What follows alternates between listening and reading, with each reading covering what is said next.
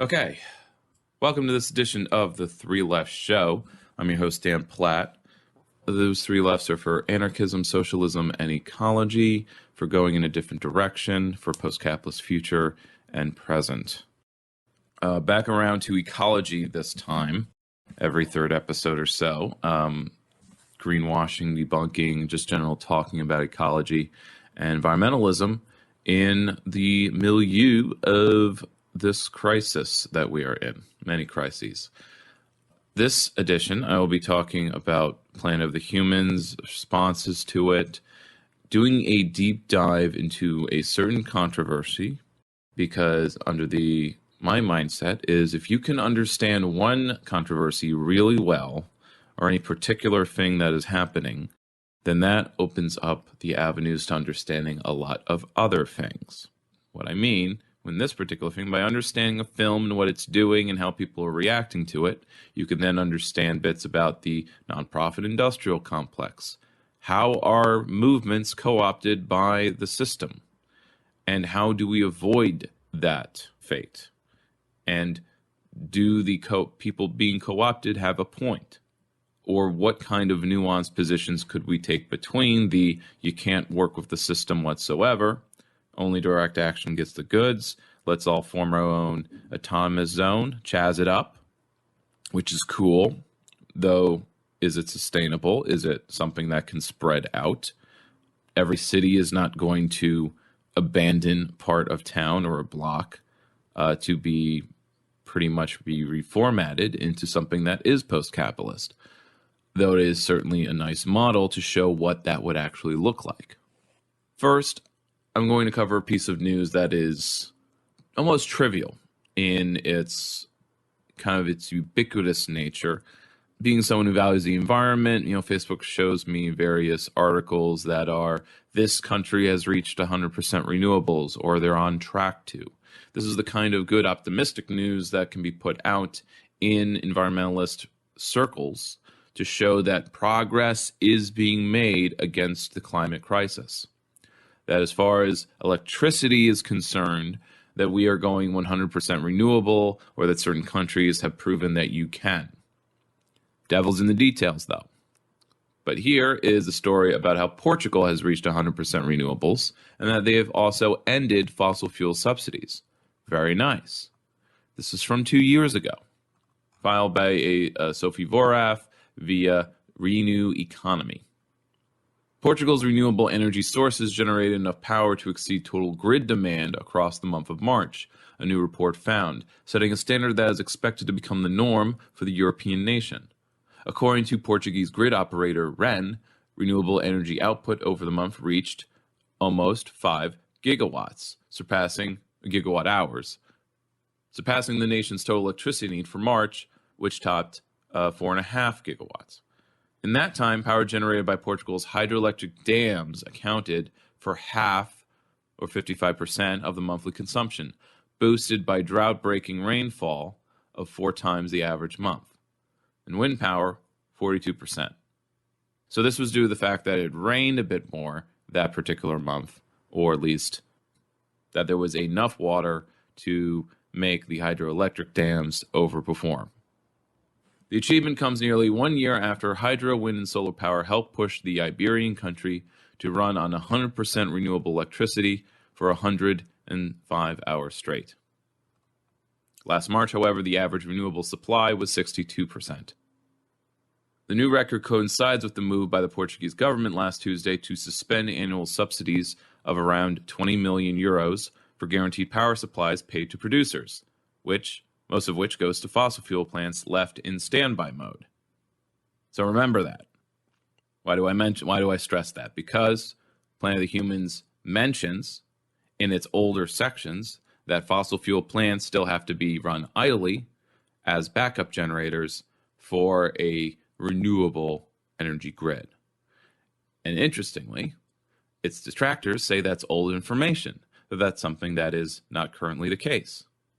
Now, currently, the story is about how Portugal is not longer going to guarantee those plants, but they still exist today and may need to be in the future, especially since there's no guarantee there will be enough water to make sure the hydroelectric dams produce enough power.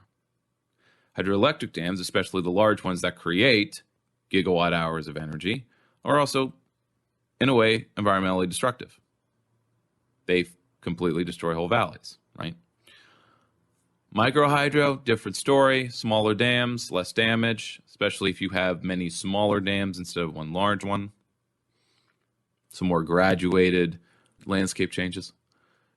It's expected that by 2040, the production of renewable energy, 2040, a whole nother 20 years, that its production will be able to guarantee in a cost-effective way the total annual electricity consumption of mainland Portugal. A group noted that while fossil fuel plants still worked for short periods to complement that supply, those who fully compensated by other periods of greater renewable production. Quoting, this data, besides indicating a historical milestone in the Portuguese electricity sector, demonstrate that renewable energy can be relied upon as a secure and viable source with which to completely meet the country's needs. Electricity demands. Not all other demands, but electricity at least. And this is one of the things I point out when it comes to the renewables debate / how do we address climate crisis, is that energy use is much more massive than just electricity. And I think a problem with public perception in the conversation is that there's a onerous focus on electricity because that's what most people are paying for as individual household consumers, their electricity. But they're also paying for their heat, which is always gas, and thus why fracking is so necessary, because we're going to keep heating with gas. And that's where the lie of we're addressing climate change, we don't need to build out more fossil fuel infrastructure or subsidize fossil fuels. No, that's going to continue for decades because we still heat with gas. And as long as we focus on electricity only, and does your house have solar panels, or are we building a community solar farm, or so on, and focusing on, let's say, aggregated community buy-ins of energy, of electricity, that doesn't include the commercial sector, it doesn't include industry. That's where all the waste really is. It's not in the household with the light bulbs. More on that as we go on, because I have a lot of stories here. As Euroactiv reports, the European Parliament Commission and member states are currently negotiating an update for the bloc's renewable rules, with Parliament members calling for a 35% renewable target. Why only a third, huh? Portugal's renewable energy target, meanwhile, is not all that much higher. According to the IEA, it has a 2020 target of 31%, 60% to come through renewable electricity demand, 35% from heating and cooling, 11% from the transport sector. So there's a good little breakdown that even when all the electricity needs are renewable, that's accounting for a third of actual energy use, at least. So out of just getting renewable energy, their target in this year was to get to 31%, most of which, 60%, was just through electricity. And the rest was where actually most energy use currently is. The heating, cooling, transportation, and making stuff. So I just use that as a prelude of that there's a conversation of, look how great this is. Portugal's making a lot of progress, and it's not to discount it. But there's a greater context of a capitalist world that is inherently wasteful. First, I did a kind of a live stream about my quick reaction to Planet of the Humans. Here's a more thought out breakdown of my kind of critiques or things to say about it. Its major detraction is that it does feel like a misanthropic movie, that it's very depressing and just about, it's kind of going down on humanity as a whole, and thus where these charges of eco-fascism, meaning that it promotes population decline as the only way forward or a solution. It was a mistake in my eyes that halfway through the movies, the halfway point, the experts that the film has assembled thus far, they are put in a montage form of them talking, of clips of them. There's 5 of them or so, all giving a kind of misanthropic clip of them talking about how they don't know how to solve it, but there needs to be some kind of die-off or population decline. What they mean is, and I'm doing that thing where it's like, well, that's not really what they mean. Well, they are mistaken in going to that language first and the film for using those particular clips. But it's the kind of the halfway point of the frustrated arms up like, we don't know how to solve this. And then it goes into biomass and well, here are the solutions proposed, and they don't work either. And then capitalist co-option. And then the last third of the movie, or the last maybe 20 minutes, then subtly, and maybe this is where it's like you can critique something for not being subtle, being too over the head, anvil moral, and then it can also be critiqued and the message can be lost if you're too subtle.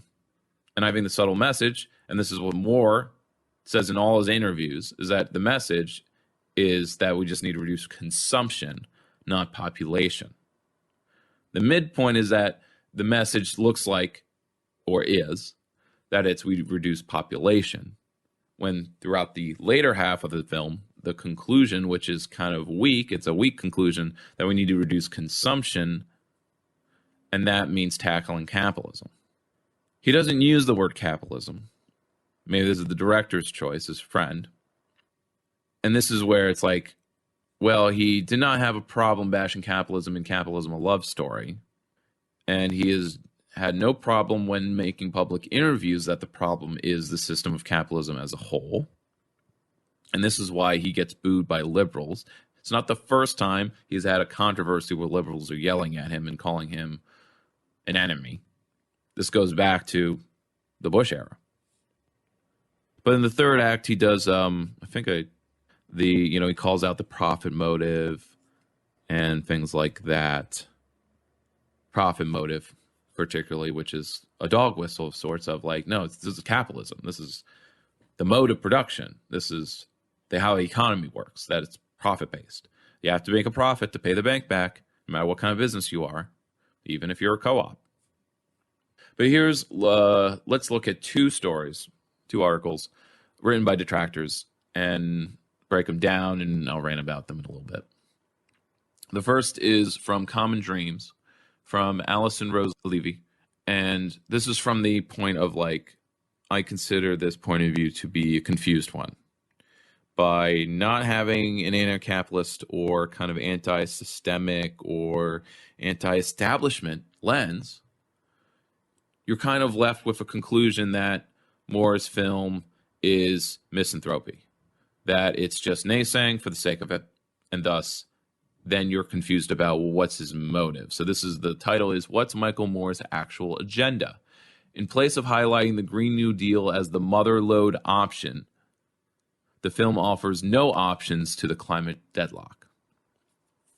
Now he says in the interviews, Moore, that he wants to spark a conversation and create controversy for that sake. So the film, it's part of the package that's like, yes, I am looking to create controversy because the conversation needs to be moved, because it's being stuck, at least in the mainstream, especially in the progressive and the activist or the nonprofit circles and sector, that the answer is the Green New Deal. And by Green New Deal, the Democratic Green New Deal.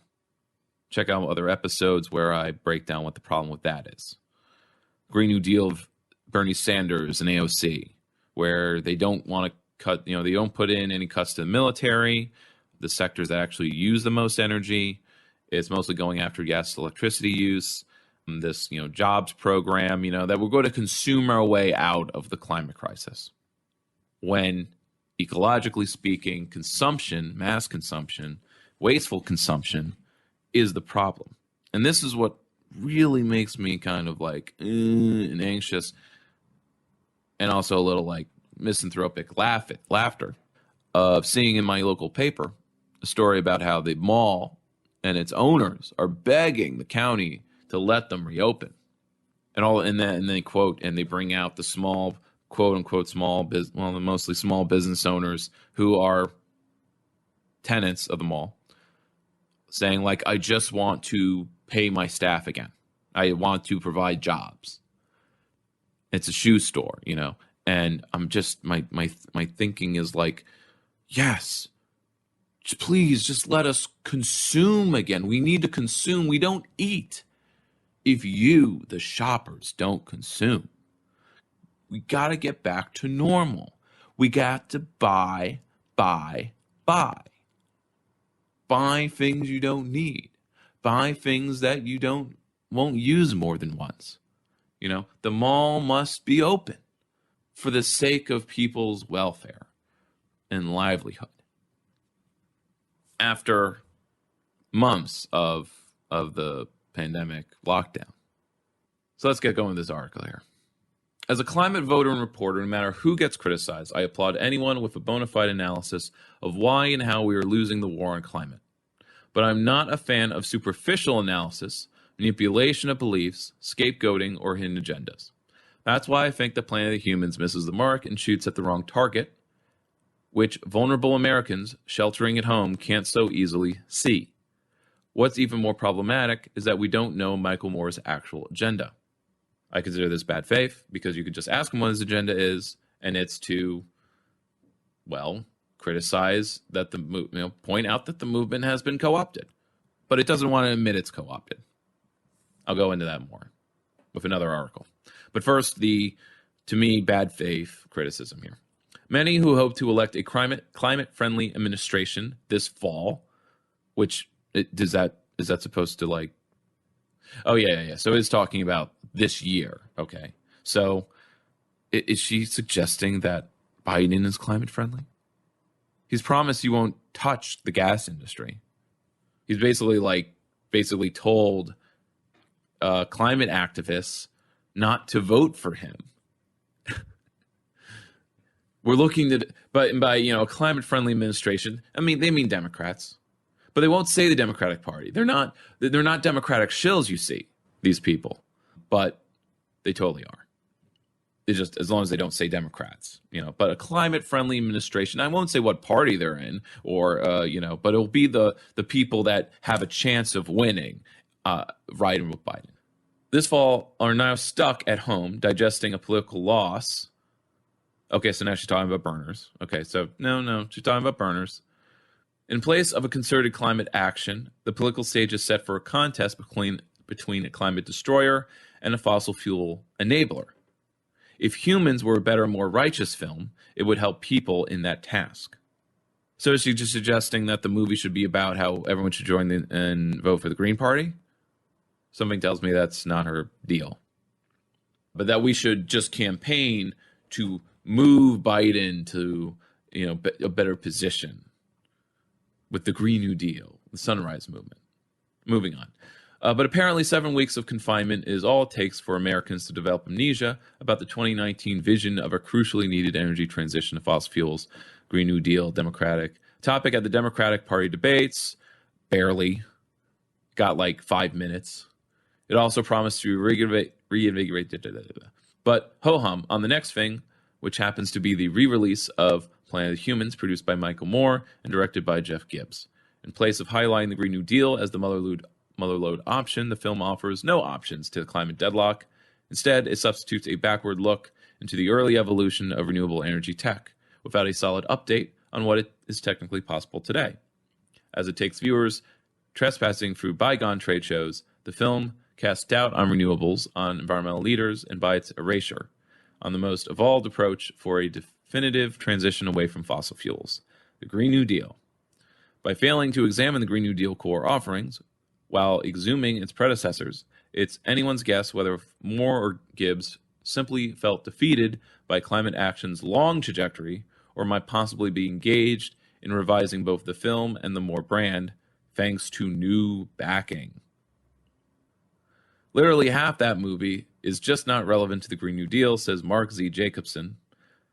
And this article features Jacobson as the kind of counter voice. Professor of Civil Environmental Engineering at Stanford, and an architect of its original energy transition plan, he told me in a podcast interview. Although the film delves extensively into biomass and biofuels and the use of gas as a backup, the Green New Deal doesn't include these dirty sources, according to Jacobson. No biofuel, no biomass, no coal with carbon capture, no gas with carbon capture, no natural gas, no nuclear, no coal. Nonetheless, while ignoring that current technology answers many of the filmmaker's prior objections in vignettes shot a decade ago, the film zeroes in on its designated targets but omits mention of the socio-political context for the earlier green ventures, which were less successful. But I think the point of the film, speaking for myself, is that the context has not changed at all. That these texts are being developed in capitalism. That they're going to be owned and patented and sold commercially at these trade shows. The clips of the trade shows were not just to showcase how lackluster the tech was, to me as a viewer, but it was showing how they were commodities, that they were things to buy, and they were spiffy, that they needed to be advertised and jibbed up, that it needed this nice PR sheen of solar power on your roof, sold to middle-class buyers, people who can afford them, people with south-facing roofs. Points out, this article, that Obama's fossil fuel-friendly policy was rebranded as Hillary Clinton's clean energy plan. See how easy that was to just call it clean energy? Thanks to Obama's backstage help in the current election, some new version of that recipe will become Biden's, or possibly Cuomo's, or the policy of whoever is designated as the Democratic contender. Unfortunately, whoever that is won't be the candidate who will champion and fight to enact the Green New Deal. It's more likely to be the one who told a climate activist, go vote for someone else, referring to Biden. Why are we in these dire straits? Because during the primary, despite numerous reminders, many people forgot the preeminence of climate. Instead, they voted for their gender, their pocketbook, or their economic status, allowing their friends and circles to do likewise.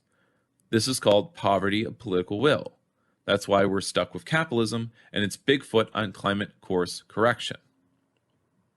So there's not point one, but clue one, that capitalism is taken for granted, that it's something we're stuck with, because there's even a lack of political will to have a mainstream, rather, by mainstream I mean a presidential candidate that is a democratic socialist.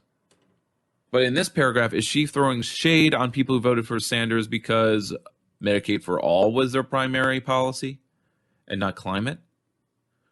I don't think people didn't vote for Bernie or they voted for Biden because they were thinking, or because they weren't thinking of climate. Because when it came to the climate debate, none of the candidates were making it a focus. Not a central focus. And if they did, it was just Green New Deal, trademark. Because if you actually did make a film about the Green New Deal, you need to talk about the Green Party, and they're not going to do that.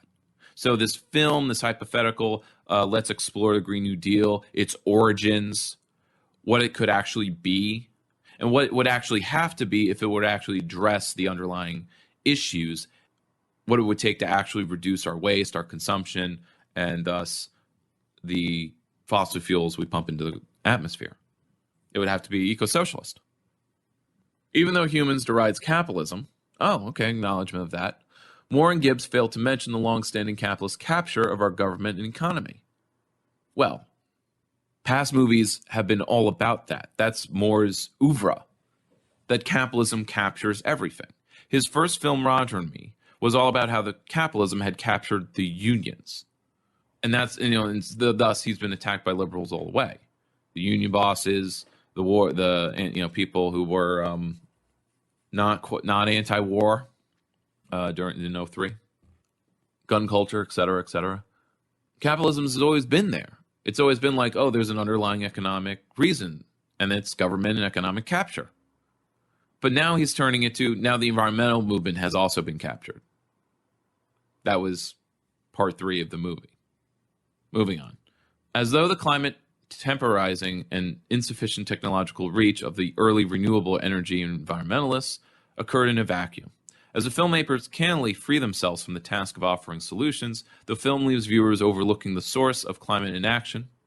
and projecting solutions that don't yet exist, such as ways to address overpopulation, but which the film trumpets as the definitive problem, but only in the middle of it. Or erasing ones that do exist, like the Green New Deal.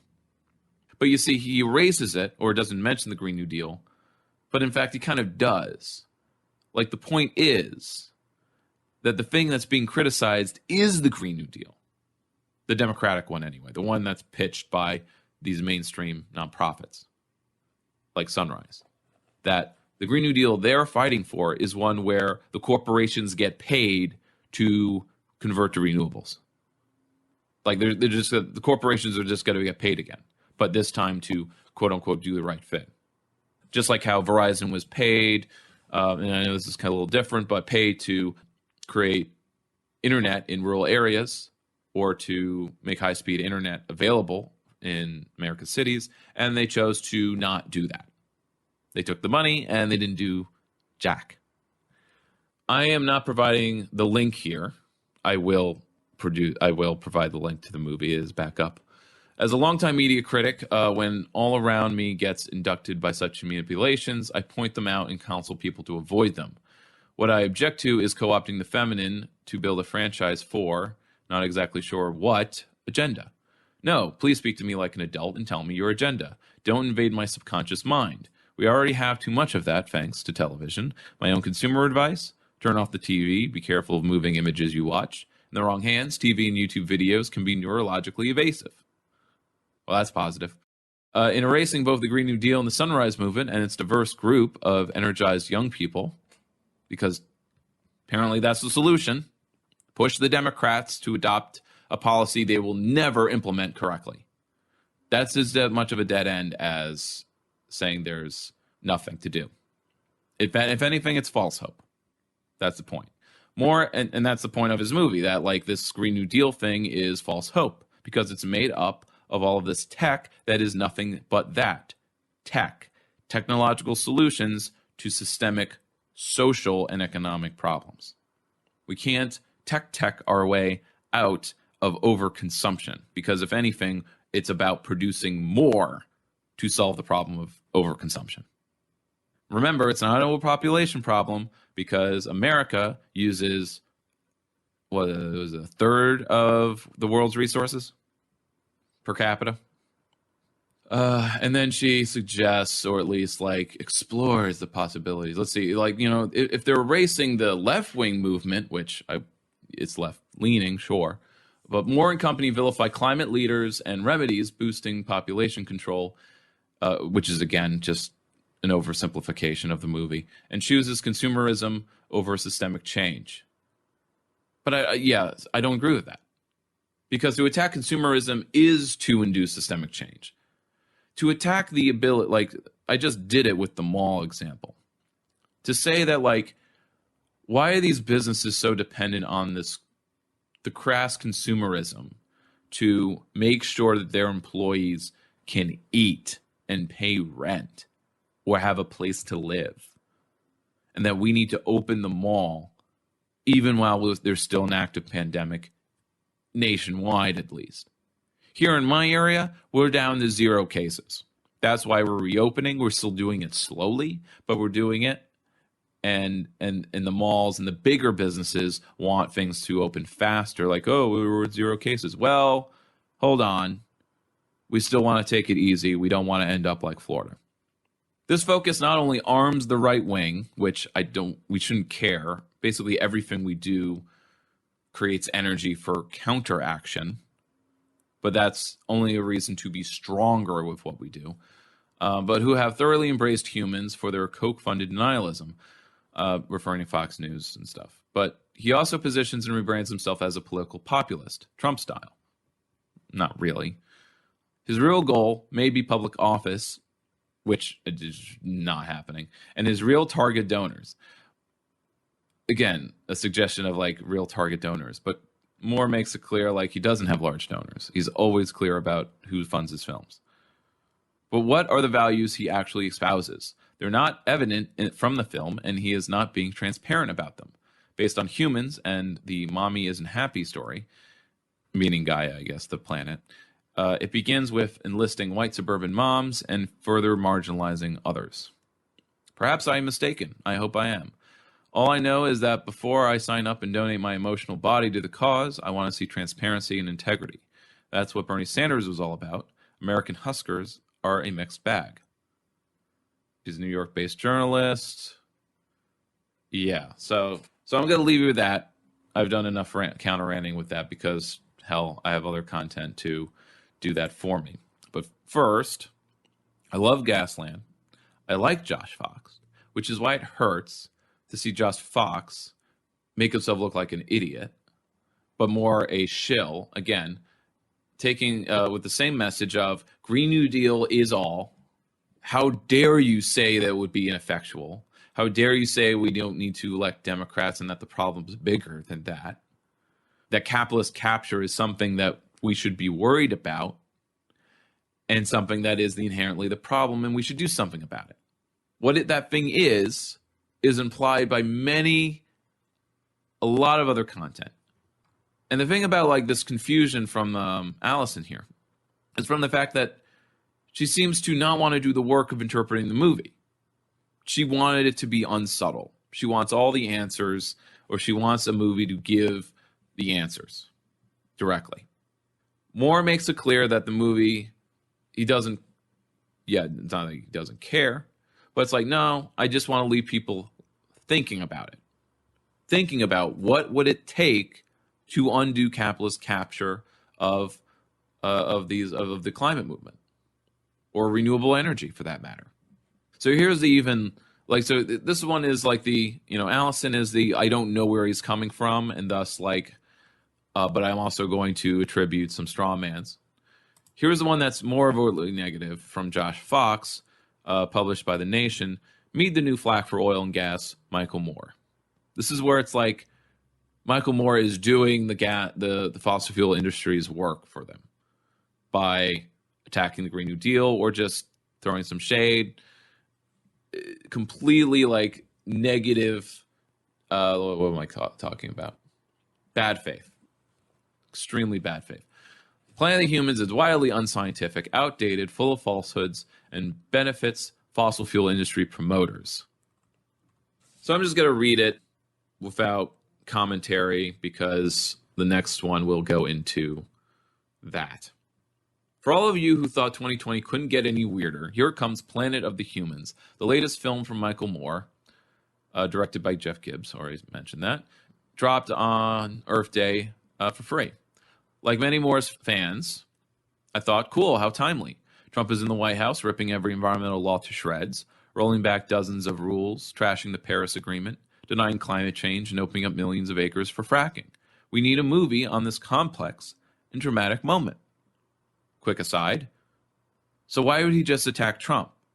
If it's so complex and dramatic, then we need something exploring the complexity of what's really going on.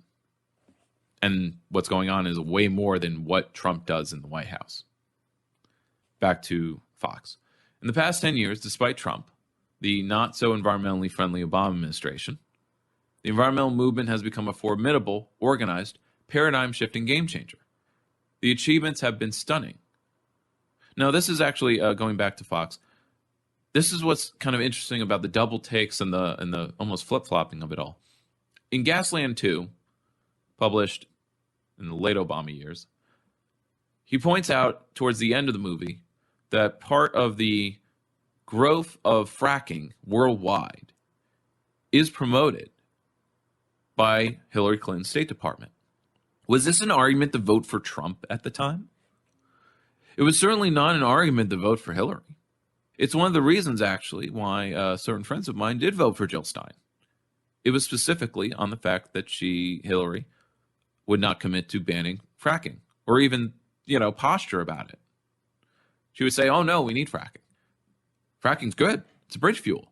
In fact, I've been promoting fracking across the world because it's American companies like Halliburton that do it. So it's interesting, that, you could be bad faith about Josh Fox. Well, I guess he wanted Trump to win. He didn't want Hillary to win. Or he pointed out that Hillary was bad on climate. So back to Fox's words. He also goes on about the Green New Deal, fossil-free movements. But at the same time, by pushing up the Green New Deal and this, there's a reason why it's so focused on the Green New Deal via the Democratic Party. That erases a lot of other things, like the transition movement, which is completely grassroots, not dependent on who's elected or anything like that. It's very much smaller, though. But after watching Planet of the Humans for about 10 minutes, I wanted to turn it off. Instead, I took notes. Because the film is so dangerous, so wildly off track and full of misinformation, fossil fuel industry talking points, and unfounded wacky statements, you could be forgiven for thinking it was created by Breitbart News or Steve Bannon, and not the erstwhile bastion of progressive bombast that is Micheal Moore. Even though the film is exactly what Moore is. That's why it's like, who is Josh Fox talking about? To begin with, the film utterly ignores the newly emboldened environmental movement.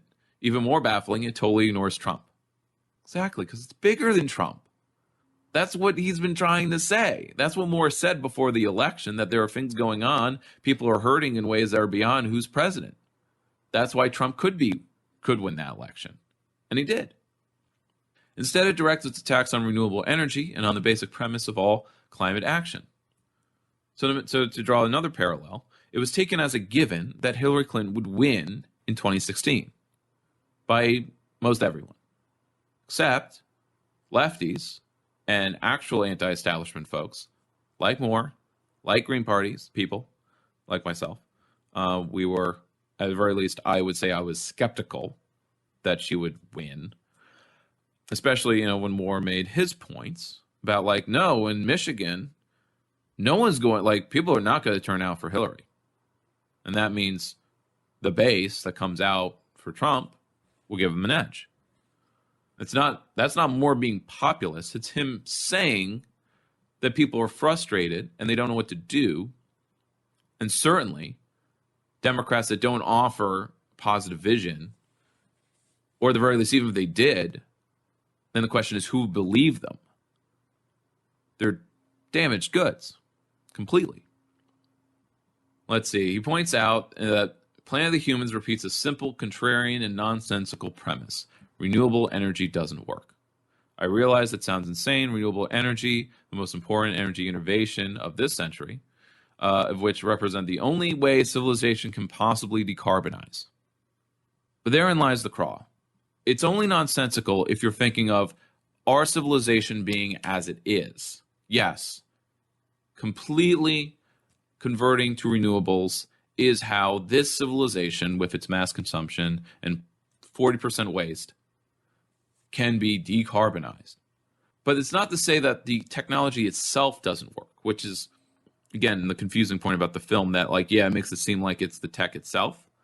But part of its journey to the halfway point in the first act is pointing out that the creation of renewable energy is still an industrial process.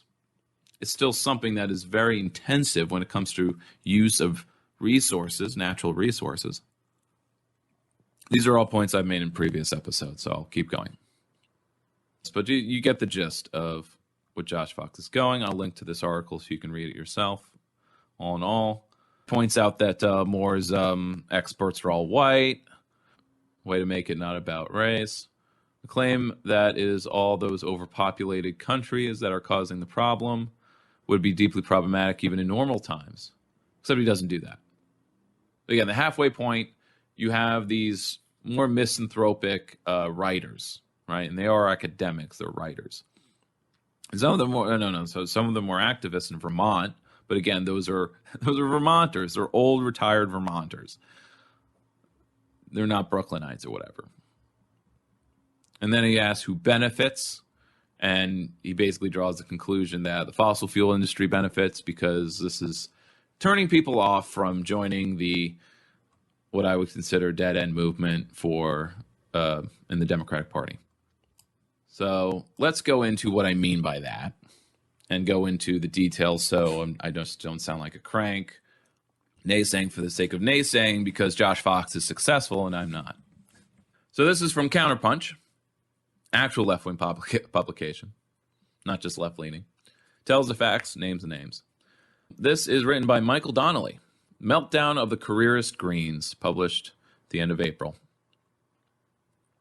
First, a quote from Philip Pullman, author of His Dark Materials.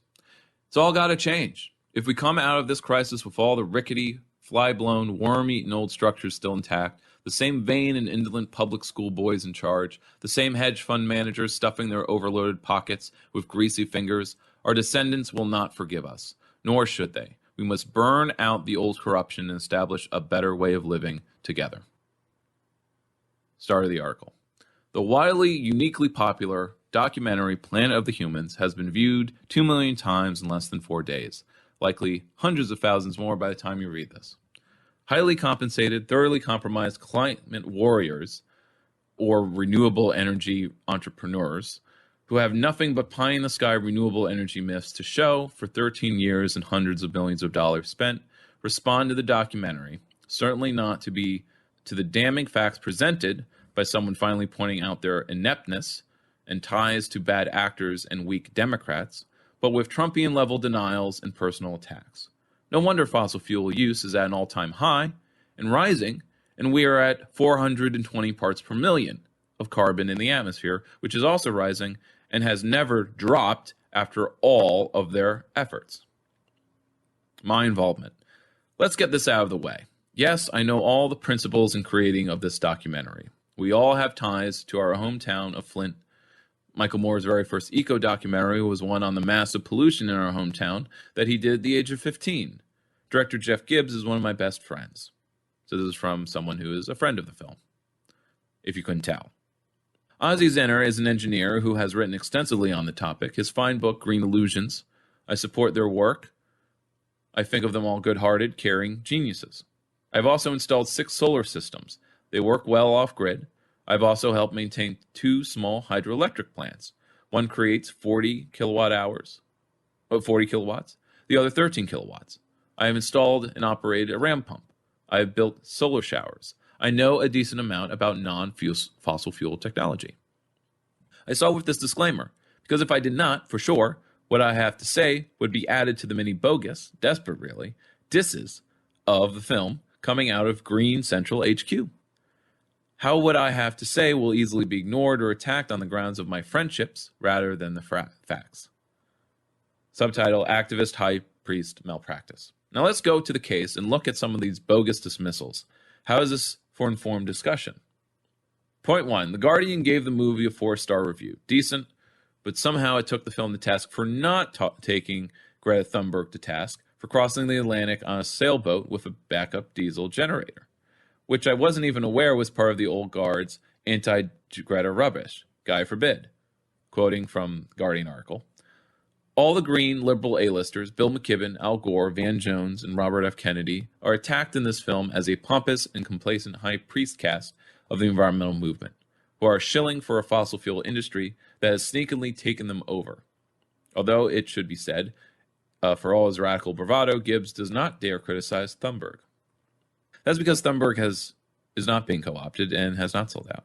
And in fact, crossing the Atlantic in a sailboat was actually a pretty boss move. The film attacks no one. It asks these... this is the writer now speaking. The film attacks no one. It asks these top environmentalists questions, and they are given plenty of film time to answer them. McKibben has 3 speaking appearances. What they are complaining about now is similar to Trump saying he never said what he said on film. Clearly, Thunberg has to look out for being co-opted by the careerist Greens in quotes. I think she is on to them. She is the best breath of fresh air to come along in a long time. Why would Gibbs bother her, an ally? Number 2. The film is denounced as calling for population control in many reviews and posts. One review by something calling themselves Vote to Survive wrote this contradictory statement, quoting them, "At the heart of Planet of the Humans is the basic premise that humans cannot continue a path of infinite growth on a finite planet. That much is indisputable. What does it mean? Does it mean that all industrialization is bad? Does it mean that replacing fossil fuels with an all-electric economy fueled by wind and sun is not achievable or not desirable?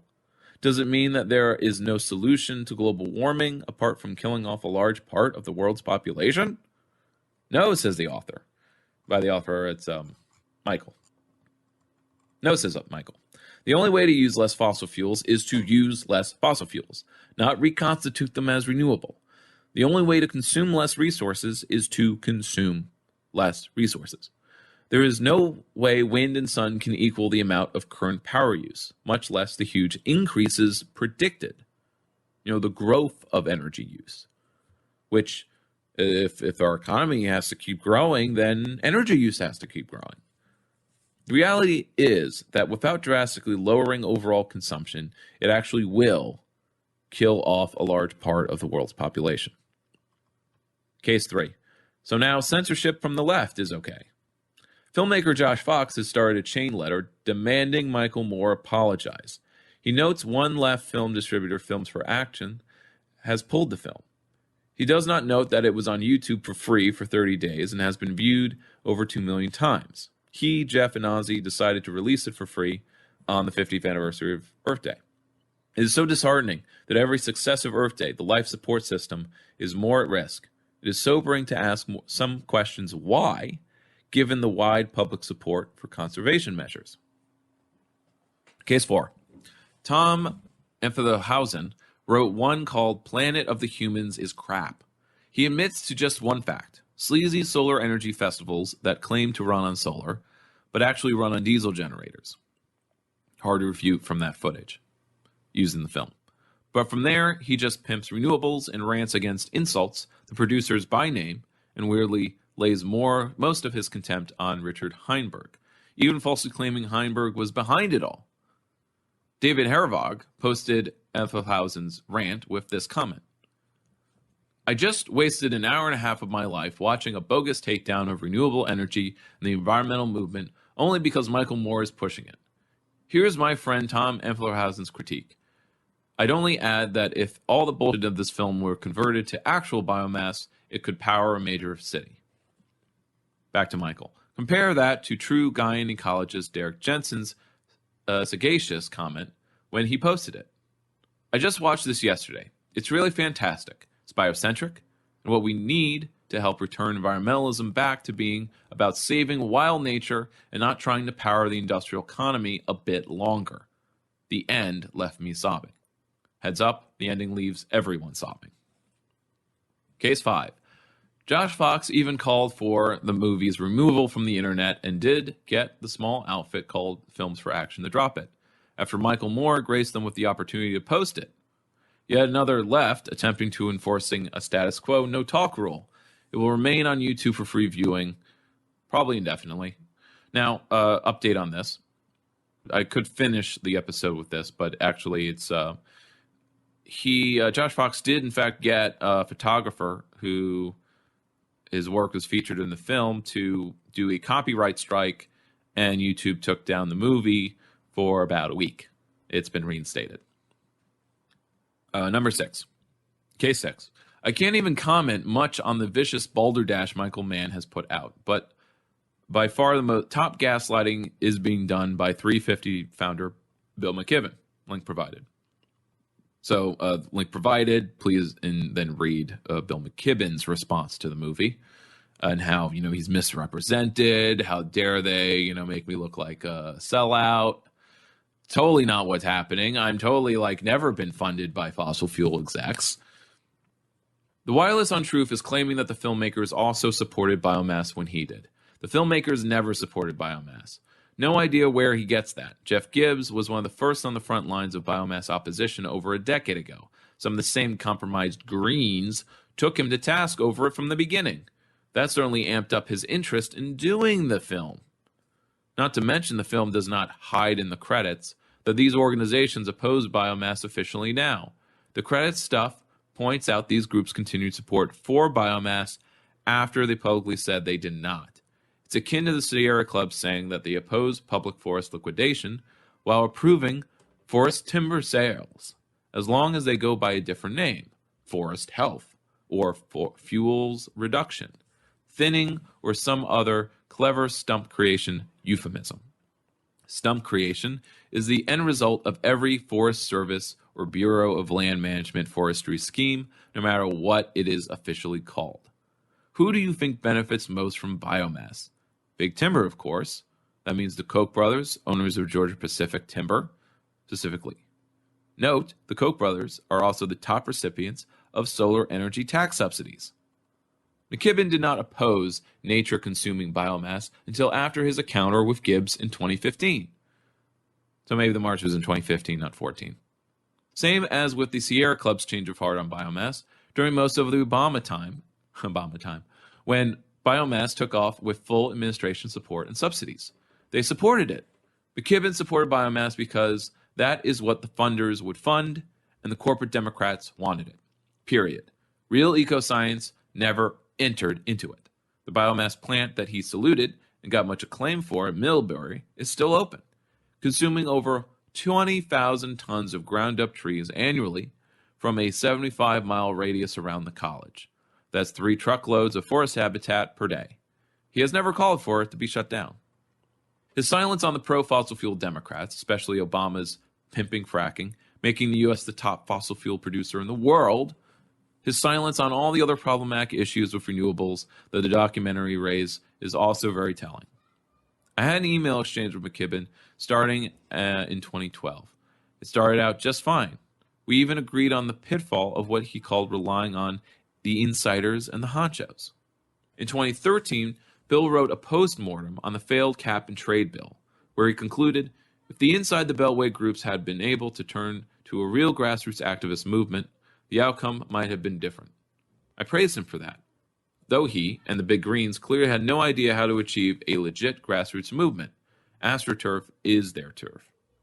But when I brought up the need for 350 at all to make drastically lowering consumption a critical part of their main effort, McKibben was dismissive, as he had more important divestment, empire-building stuff to do.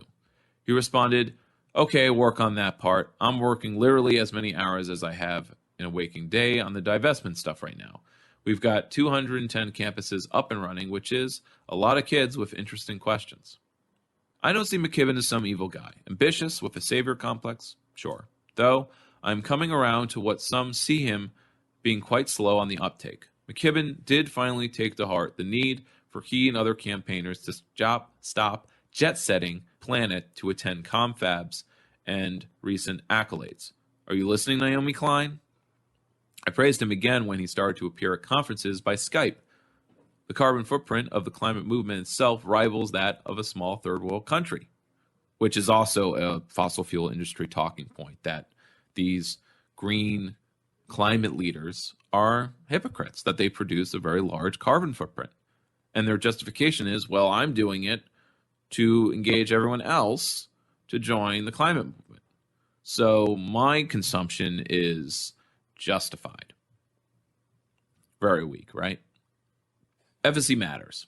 Perception is more important than reality. If someone perceives something to be true, it is more important than if it is in fact true.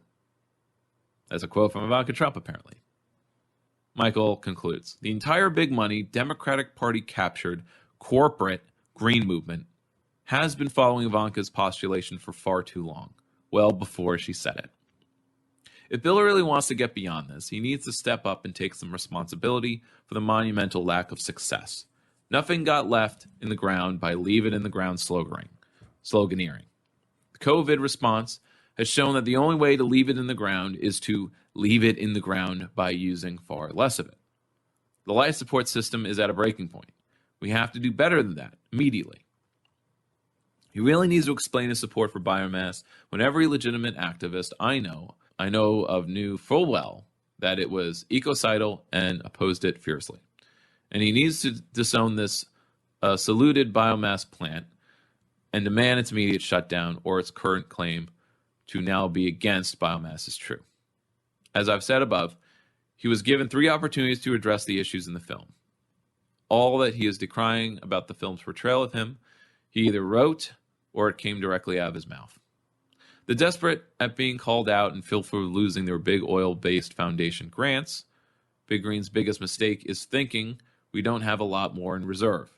These people are in the same sold-out folks who took tens of millions from Bloomberg to falsely convince the public that King Coal is dead. They claim Bill Clinton saved the ancient forests. It will go to more exposés. I'm pushing for including coal, forests, and other sellouts too.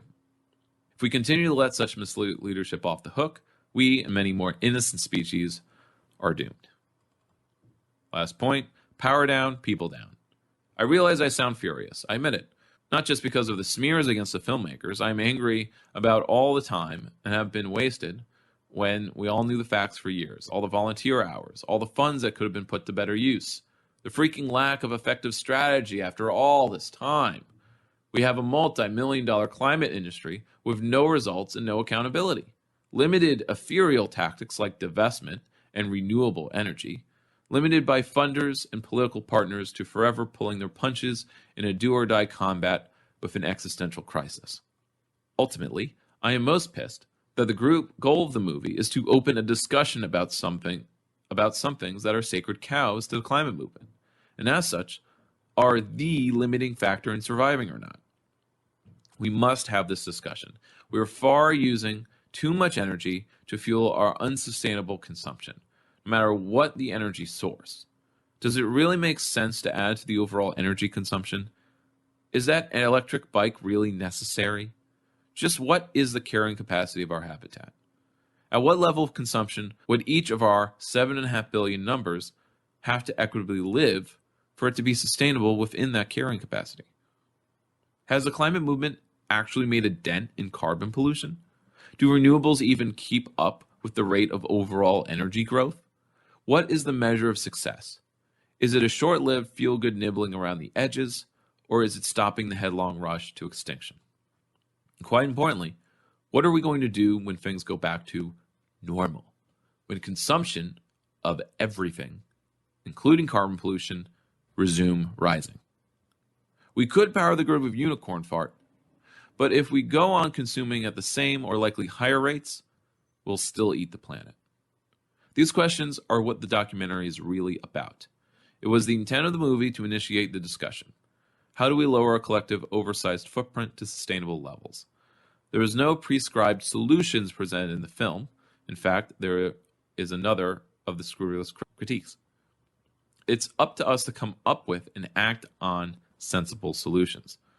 I'll go first and start with a small one. How about every household gets a coupon for 10 LED light bulbs for filling out the census? Propose much. Let's get started. Michael Donnelly has been an environmental activist since the first Earth Day. He was in the thick of the Pacific Northwest Ancient Forest campaign, garnering some collective victories and lamenting numerous defeats. And it includes his email. So I went with the two kind of, both the fully negatives, fully bad faith, and this one is the fully kind of good faith side of it. Now for two more nuanced takes. This one is from no big outlet at all. It's from Paul Fenn's local power blog. So at the same time, the end of April, he also wrote a review. And it's called What They Get Right and the Environmentalists Get Wrong. So two nuanced takes. The second one is from an activist in the Green Party that is very much involved in divestment campaigns. So the last author, Michael, kind of included divestment in the more ineffectual tactics. For those that, to explain, divestment is the campaign to get large institutions, whether they be colleges, government pension funds, basically any large fund that has a huge cavalcade of things they invest in, like they invest in the stock market generally. And that means that fossil fuel industry is included.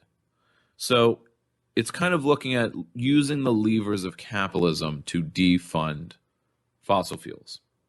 Sort of like trying to use capitalism to defund the police, which makes no sense. I don't know how that would be done. But in this case, it's about getting pension funds to disinvest in fossil fuel industry. Actually, no, you could. If you get everyone to de-invest in the same way in military gear, in the military industrial complex, that could be the next campaign, actually. But again, like, why not just divest everything from Wall Street, everything from big capitalism, big industry, big anything? de-invest from the big banks, move your money, campaigns, all that stuff. So it was written by, again, it was his name is, oh yeah, Paul Fenn. Okay. Planet of the Humans has stirred the resentment of many a climate crusader. Yesterday, the chair of the Sierra Club, California Energy and Climate Committee, instructed committee members, of which Paul here is one of them, not to watch or promote Planet of the Humans. Talk about party line, huh? Today, climate scientists call for the film's suppression, enticed by such parental warnings. Like an aroused teenager, I just had to watch it. The film, produced by left-wing idol Micheal Moore, appears to expose and debunk current environmental initiatives for 100% renewable cities in the United States. Sierra Club activists view the film as undermining climate action on Earth Day, but as a creator of community choice aggregation, that's the process where a municipality bulk buys power from renewable sources, and then it's the mass buying of renewable energy, and so it lowers the price for consumers. But as the creator of community choice aggregation, which accounts for 67 of 71 U.S. cities that have actually achieved 100% renewable electricity as of 2020, I feel compelled to speak up. There is some truth to this film, hidden behind a multitude of glaring falsehoods. It is important to explore what the film gets right. As climate activists in the era of climate disruption, we must be clear that what our carbon reduction policies are actually going to achieve as we push local communities around the world to implement Green New Deal programs, Paris Agreement targets, climate mobilization, and renewable energy initiatives. Let's not get caught up, after all, in lies created not by environmentalists, but by utilities and governments that have propagated them. They are not our lies, and therefore we need not keep them, but renounce them when clearer, bolder, more concerted actions are required to meet the United Nations 10-year horizon to avert ecological damage to the planet. Now, he's referring to the fact that many groups, nonprofits, whatever, when the government lies about something, they kind of have to go along with it. Otherwise, if they don't, they're not in the local government's good graces, and then the local government won't carry out their initiatives. When it's just you, or it's just your small group that's lobbying or advocating, working with elected officials, you're kind of on your own. You don't have a lot of leverage, so you're kind of up to ass kissing. You kind of have to kiss the ring and make sure you don't upset the people that you've built a relationship with. Because instead of building relationships, say in working class communities, organizing workers, the real hard work, it's much more of a shortcut to build one or few relationships with elected officials, the people who are in office. It's like going straight to the top. But that's not grassroots, it's astroturf. It means if they lie about something, like saying we're on target to fighting climate change, you have to go along with it. And that makes me feel so icky.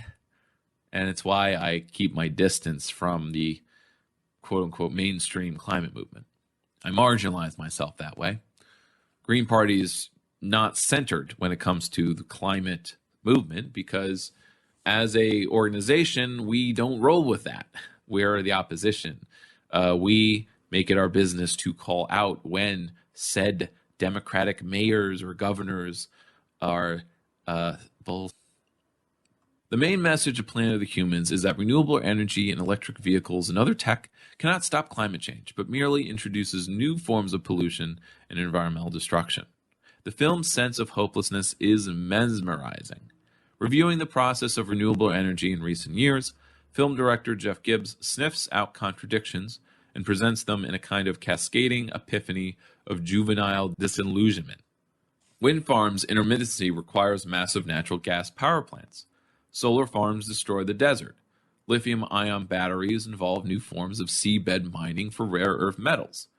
Each solution to climate change creates a new problem, to the extent that it merely repowers the same economy, the same civil society.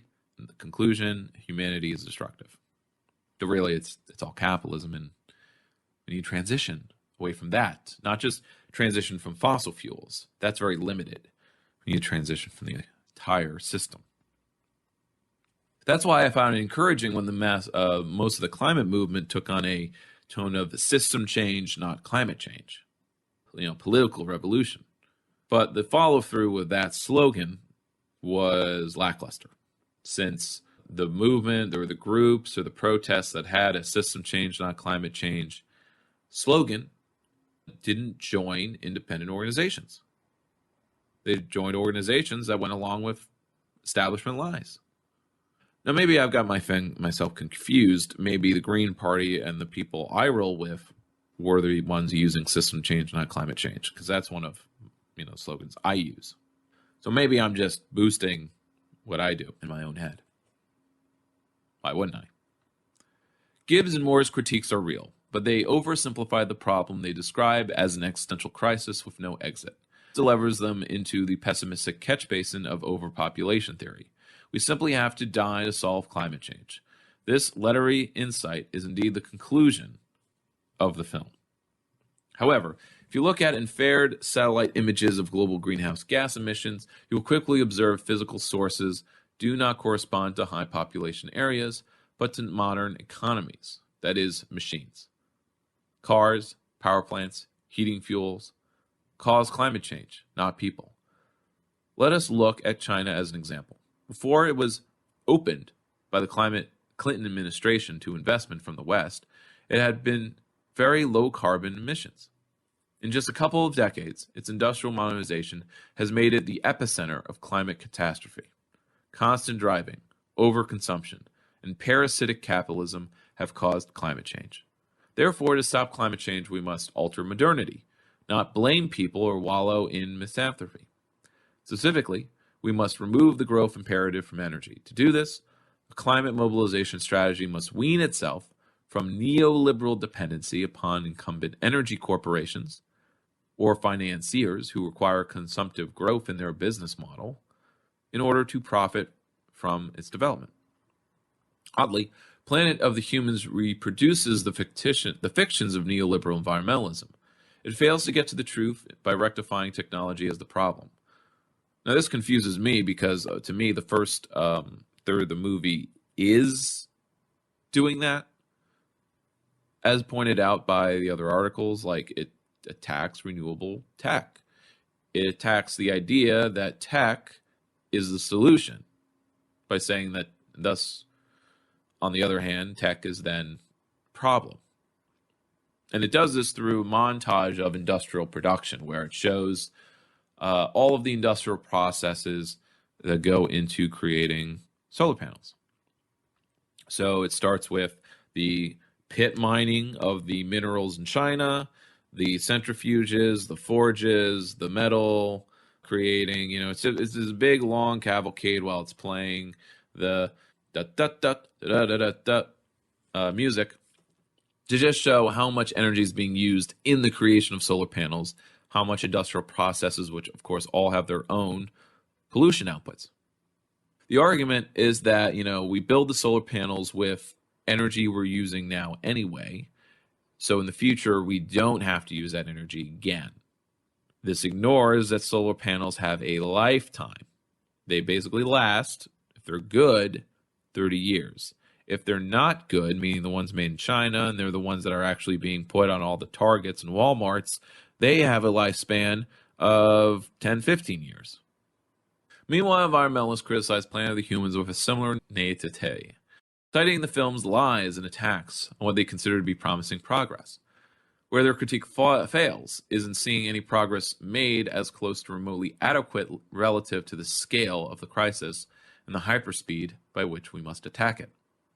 Planet of the Humans states that the 100% clean energy movement led by Sierra Club, with an $80 million donation from Michael Bloomberg, 17th richest man in the world, has created a renewable front for natural gas.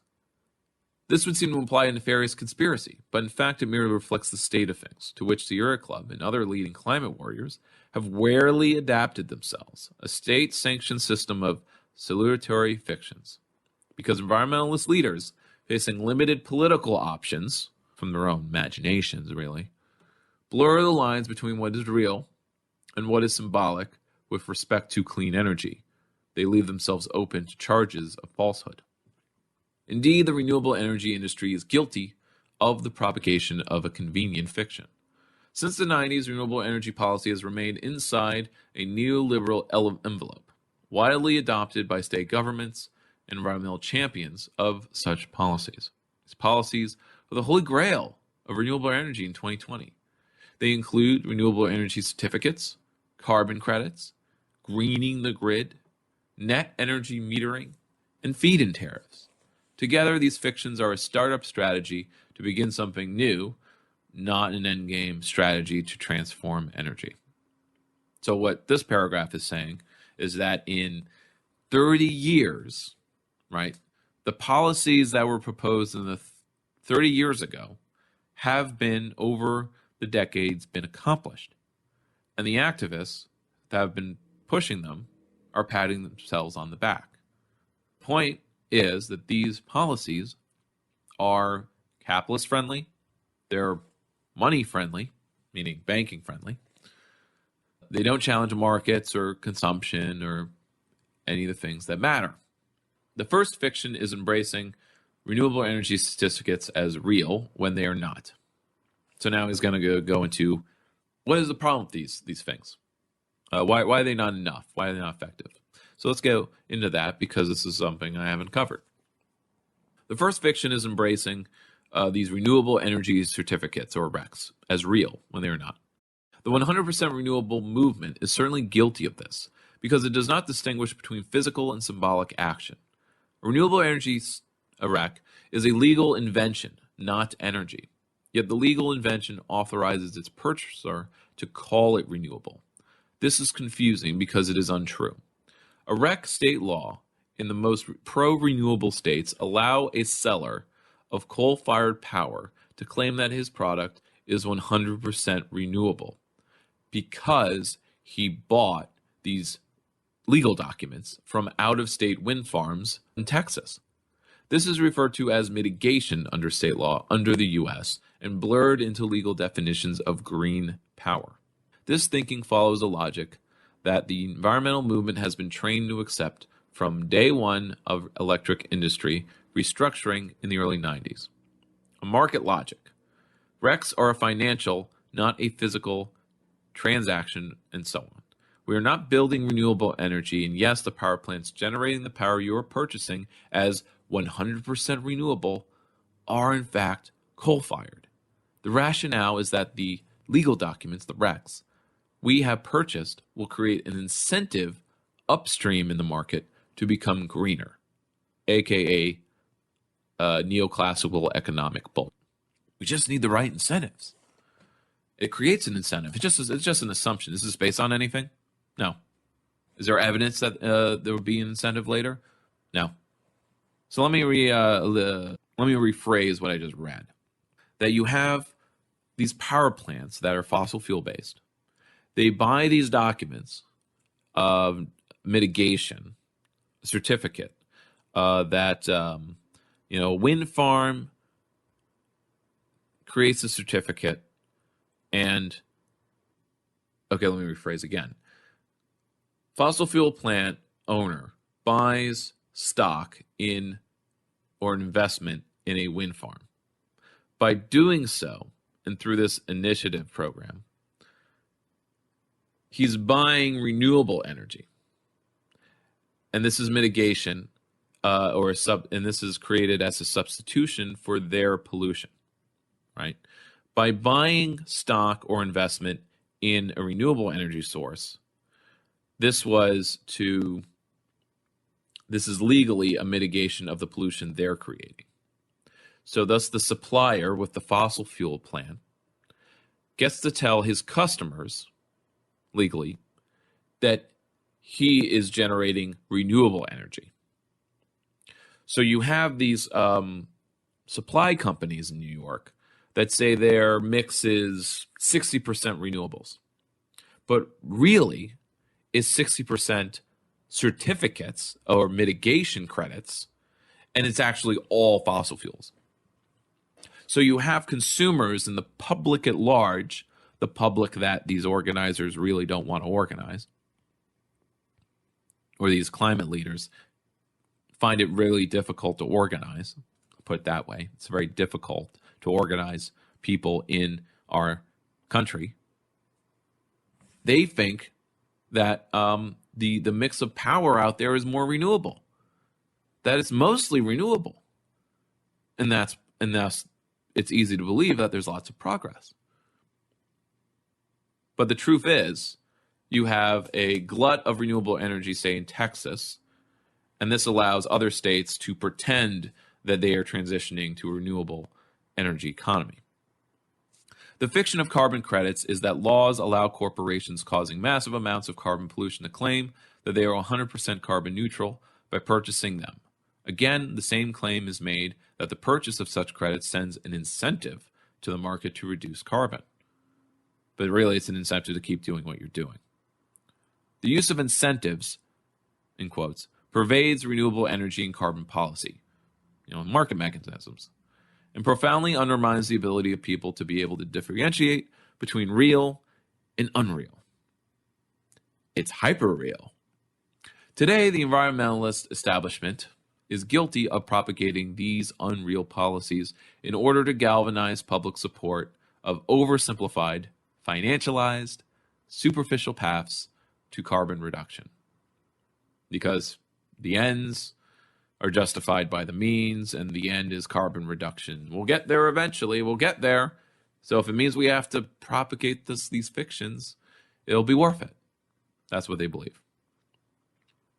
To avoid passing the threshold of being able to avert climate catastrophe, movements for climate mobilization must take notice of decades-old incentive schemes that were never designed to do anything but stimulate infant green industries, not physically transform and decarbonize the system. A third fiction is the notion that we can green the grid. The effect of this approach is the equivalent of pissing into the ocean, a growing ocean, a global demand. Adding wind farms and solar farms to the grid is caught in a permanent dilution, whereas the Planet of the Humans points out, grids require solar farms and wind farms that generate power 20 to 30% of the time, backfill with gas plants to generate 70% of it. This gives the lie to the economies of scale.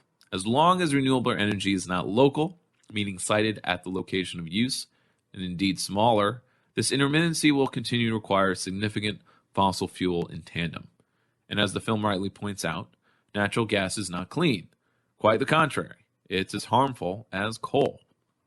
This brings us to the final, least understood fiction of all. Virtually all on-grid solar systems in the world today are wired, used, and paid for on the same fictional principle as those renewable energy credits, carbon credits, and the green grid. Not to reduce the need for grid power in a building, but to sell power back to the grid. Net energy metering, or feed-in tariffs, are guilty of deliberately avoiding reductions in grid energy demand. It avoids the need to reduce, and in maximizing energy transactions and grid use, rather than reducing demand and grid use. These policies render the carbon benefits of solar superficial and drive up the need for more grid investment, resulting in more fossil fuel use. These failings of renewable energy are not the result of solar and wind tech and its waste, but of how they are designed, how they are owned and controlled, meaning by capitalists. Planet of the Humans makes the fatal mistake of correctly identifying some of the cracks in the edifice of carbon reduction, but wildly misses the mark of causality. Their insistence on a kind of sentimental aestheticism, for example, that solar panel manufacturing requires energy and metals, is a silly, millimeter-deep insight. That windmills are made of steel and concrete is an utterly fuelless objection, reflecting an absence of perspective or proportion, and an ego. A thought just flashed in my head that Moore in his style is purposely, he kind of keeps things simple and emotional so that it can connect with his mostly suburbanite audience, middle class audience. Especially that's an American audience, so yeah, he's not talking about global overpopulation. Certainly not the film isn't. And again, it's the midpoint. It's like 10 minutes where it takes this misanthropic turn, and then it kind of keeps going. And interspaced with all of the bashing of biomass and everything else, there are these short vignettes of people on the ground being affected by the pollution created by or the business practices, capitalist mode of production, oppressing and exploiting these simple / normal / good people. The good news is that movements are currently underway to change all of these things, but these are not technological movements. They are not led by billionaire geniuses, big foundations, nor even most of the big environmental NGOs, but by municipal government and the activists who support them. Importantly, the centralization of renewable energy development, the obsession with maximizing transactions rather than demand reduction, and the growth imperative, and its an ineffectiveness as a carbon reduction strategy. These are all messages that have not been missed. These are valid insights that mainstream environmental leaders and their campaign messages continue to miss, but grassroots ones do get. Decentralization is a critical pathway. Ooh, that's a Green Party key value. With major movement underway across the nation and the world that the film also simply fails to acknowledge, as if it didn't exist. In fact, the community energy movement is underway, led by a different breed of environmentalists. Local installation, pairing local generation with local use, with local investment. Neighbor-level sharing and cooperatives. Interoperable use and storage of on-site energy. Present widely replicable proven strategies, blah, blah. And he plugs community choice aggregation once again. The film snapshot of green energy is a little old, but so is the propaganda of mainstream environmentalists now idiotically calling for Planet of the Humans to be censored.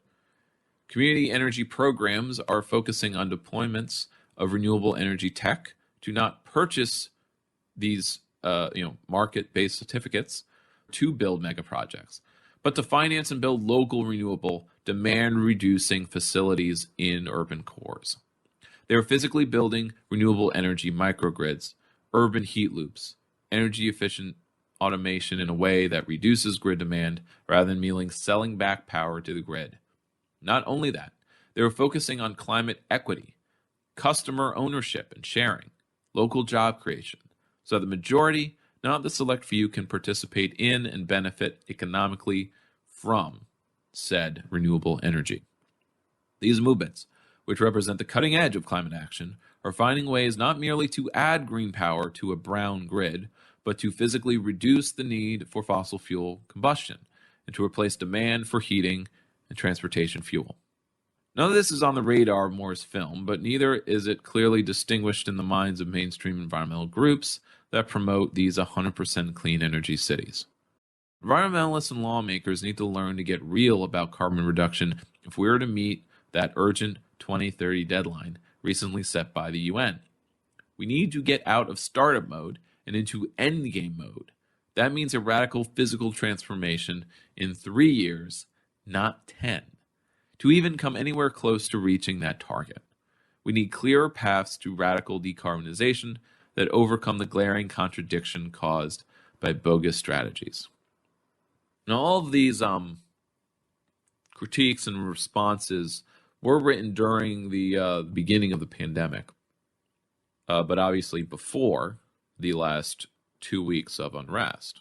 Now, the unrest is based around the more focused demand of police reform, the reduction in the police state.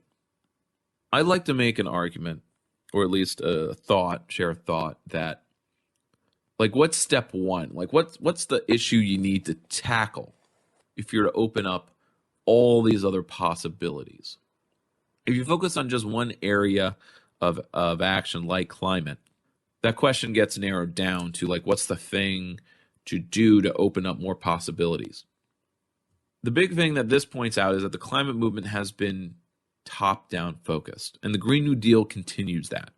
It is completely top-down. And when it is top-down in our system, it's going to be corporate-controlled, and provide corporate benefits.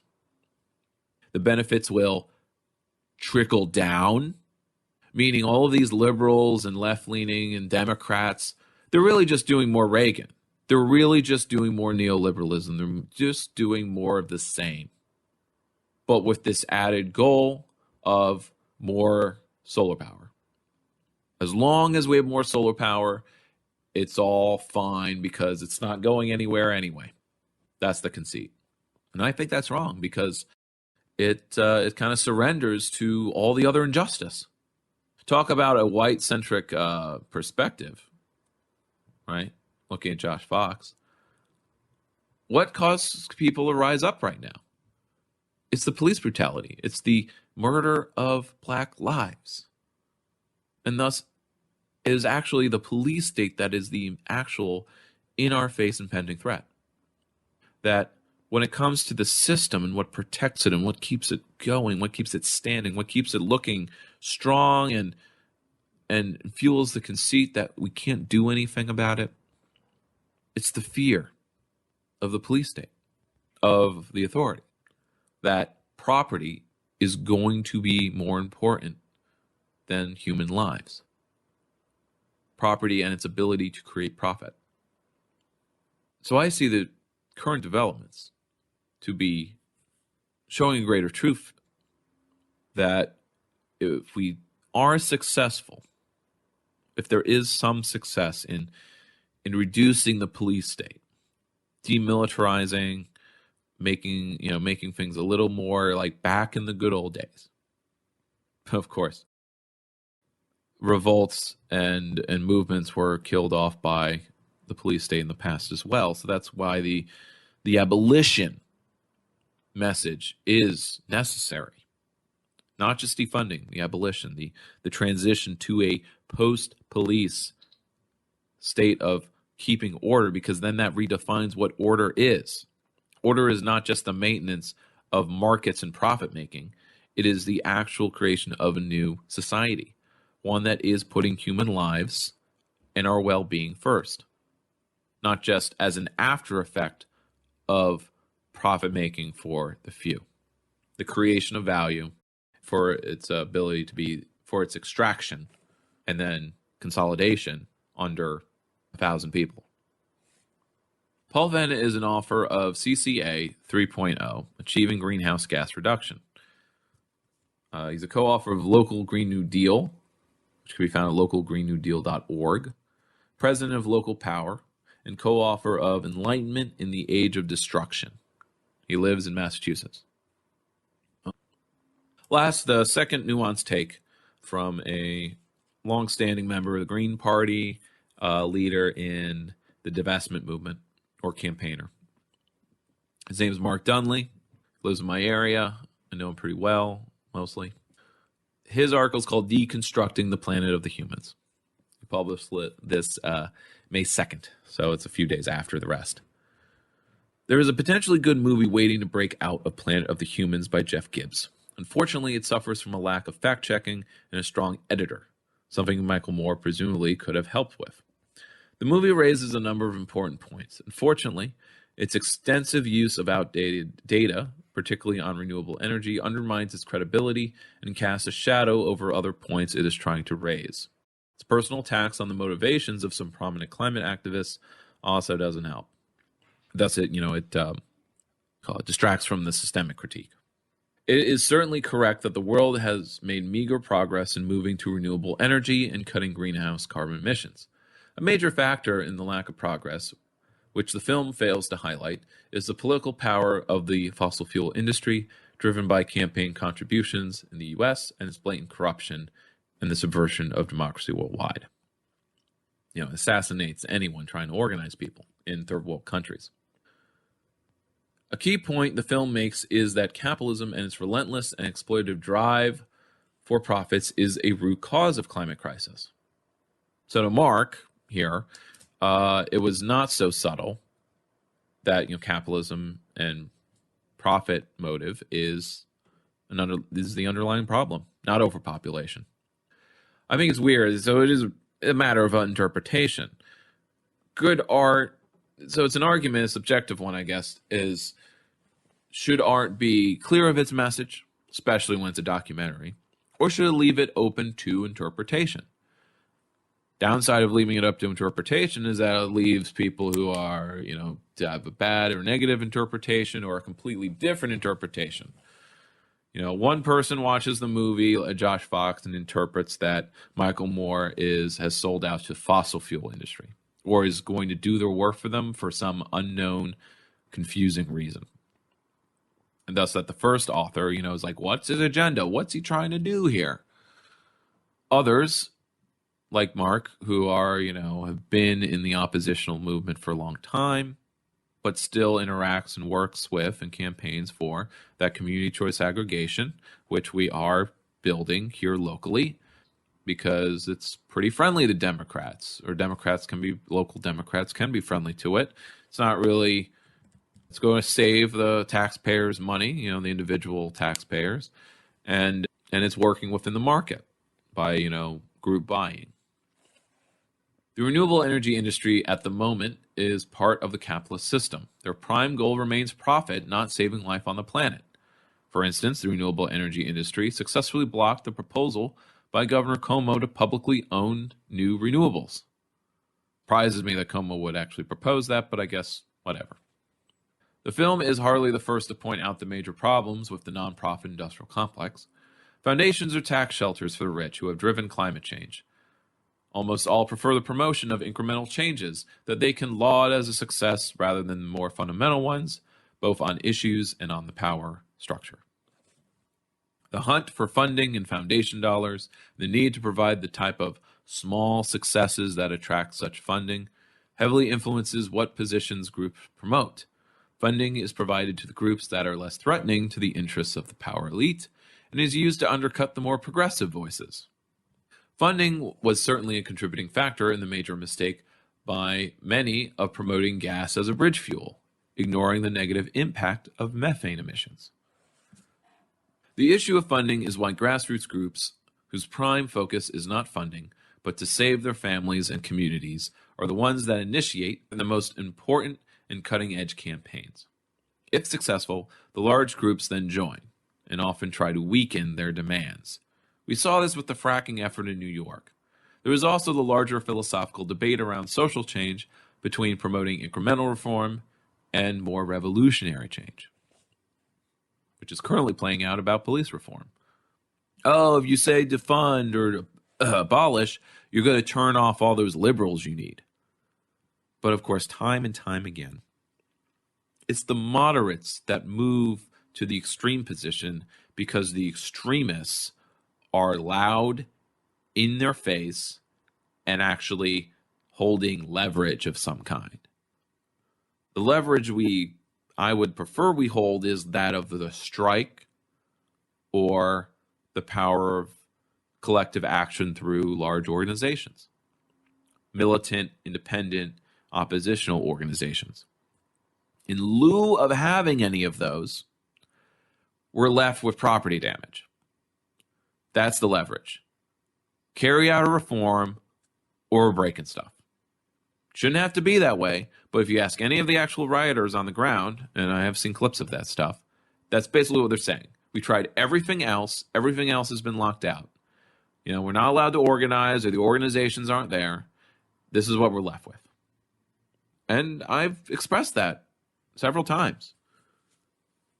I'm not out there breaking stuff because I'm in an organization that at least makes me feel like a person, that I'm actually allowed to be oppositional and express my forbidden thoughts and positions that police abolition should be on the table. That's the goal. The transitioning to crisis teams and things that I'll cover in a future episode properly. Back to Mark Dunley. Closely related is the interlocking ties between many liberal groups, the Democratic Party, and government funding, something that this movie avoids. This is what led environmental visionary David Brower, who revamped the Sierra Club but got kicked out, and thus started Friends of Earth, to point out in '96 that Clinton and Gore in their first term did more damage to the environment than Reagan and Bush 1 managed in their 3 terms.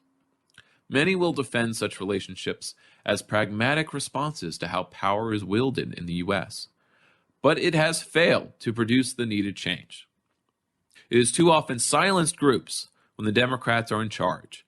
The Democrats, particularly starting with Clinton, mortgaged their party to corporate interests and has become one of the most conservative, pro-corporate political parties among the world's industrial, quote-unquote, democracies. Nor is it news that progress on halting climate change and moving to renewable energy has largely been a failure to date. We are rapidly heading to climate collapse. The Paris climate deal is a lot of hot air, not a real mobilization to halt climate emissions.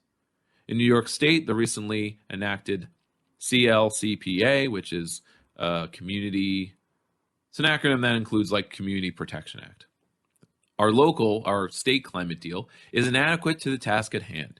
It is applauded by many as a historic breakthrough, though it largely mirrors an executive order first issued in 2009. Supporters of the deal argue that we need to reinforce politicians when they finally take a small step in the right direction in order to encourage them to do more. Others, however, argue that applause for baby steps reinforces their desire for such small actions.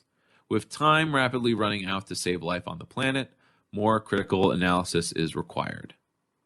Turning again, personally, to the police reform movement, which is completely clandestine, completely grassroots. BLM is not the organization that is, it's hilarious watching all these liberals saying like, I'm with the movement, I'm going to donate money to the NAACP or the BLM tagline group. This is a mistake. I mean, it's the only, like, they have money, so they want to do something with it and feel like they're helping. But guess what? A grassroots movement has no one place to dump money into. That's what's great about it. Or that's what's positive about it. That there's no group of people to co-opt, to buy off. Not to mention that it's acceptance or use, because there's nothing else, property damage and other militant tactics, like actually taking and holding space like Chaz. Chaz being the Capitol Hill Autonomous Zone in Seattle, if you're not yet aware. Jazz it up, jazz it up.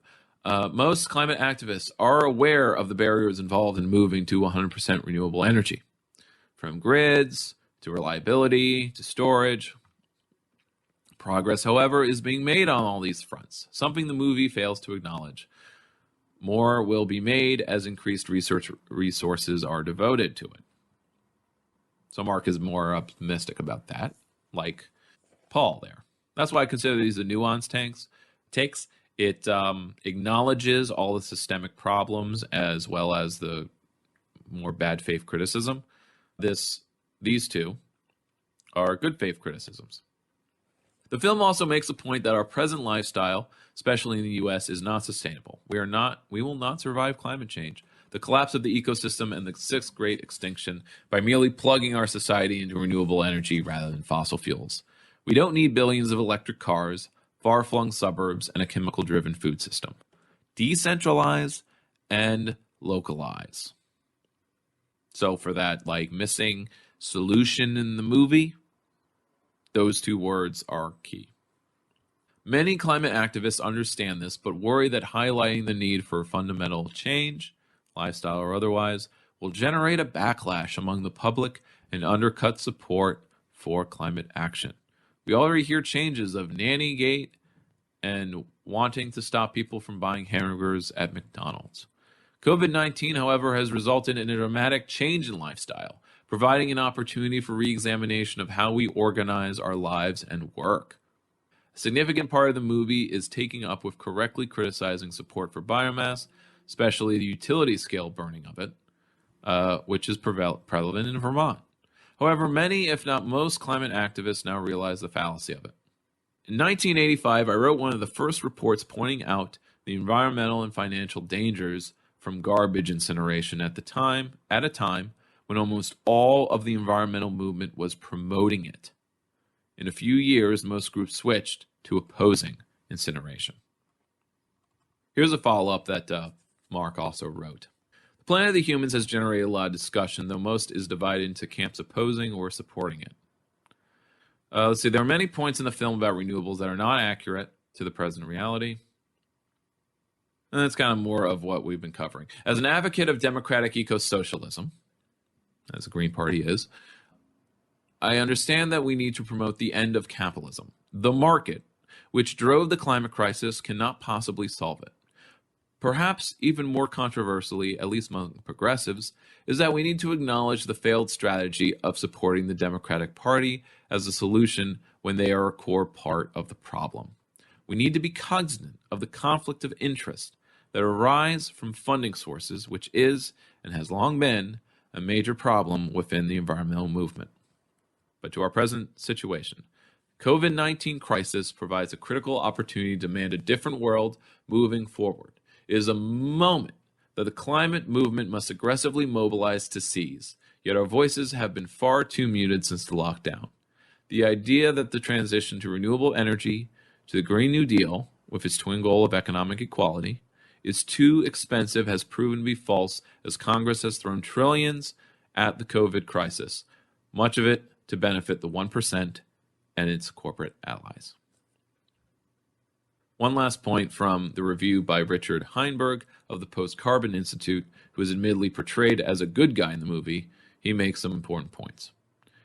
Quoting him, "We found that the transition to renewables is going far too slowly to make much of a difference during the crucial next couple of decades, and would be god-smackingly expensive if we were to try replacing all fossil fuel use with solar and wind. The ways we use energy today are mostly adapted to the characteristics of fossil fuels. So a full transition of renewables will require the replacement of an extraordinary amount of infrastructure in our food system, manufacturing, and building, and heating, the construction industry, so on and on. Although the most realistic way to make the transition in an industrial country like the US is to begin reducing overall usage substantially, eventually running the economy on a quarter, a fifth, or maybe even a tenth of what we use now. Is it true that mainstream enviros have oversold renewables? Yes.